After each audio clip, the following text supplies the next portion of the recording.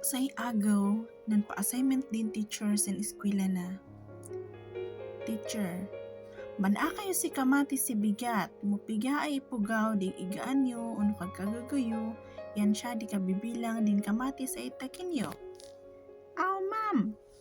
Kabigatana, inmali din ang eskwela ay nagitakin si kamatis, wari nan itakin si isa, dua, gana si 20. Din assignment ti udwani ay weekend itakin niyo sang kamati sa inalay ura into di amayan niyo. Aw ma'am! Inamag nga ro din i-eskwela. Adi pa'y lang nakdang din sa Domingo yan indrogin din kamatis ay malutlot so nga umak ako. Nakdang di sa Domingo at kinumustan maestra din eskwela na. Nang reklamo da din eskwela karkaro din na naugan siya ado.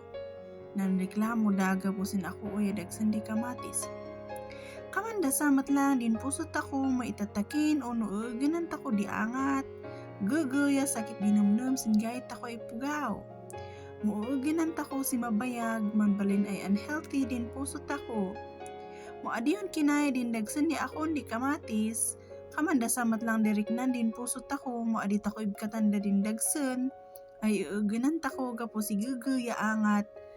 Tako singgayit tako ay pugaw. Lesson. Din puso at usay na pintas ay garden ay masapol ay malinisan ay kanayon. Kaanan tako din na inatnatken. Yang makapadadaal ay mulmula o nulugam. Adalan tako ay mamakawan singgait tako. With God's grace maamag tako na si Papa kong babata ko nga ron ay dawatan ng Apo Diyos di Grasya na ay mamakawan singgait. Ay nakabasol ang natako. Narigat, numamingsan ng mulay din tako, yan si Papa kong mabata ko ay man ka daw si bahadang na Apo Diyos at tumulong siya. Napintas yan naragsak di biyag, ang muta ko ay mamakawan. Sidoy lang, di istorya ay nabasak sa Facebook. Met nasipan adalan bakan maritis. Salamat!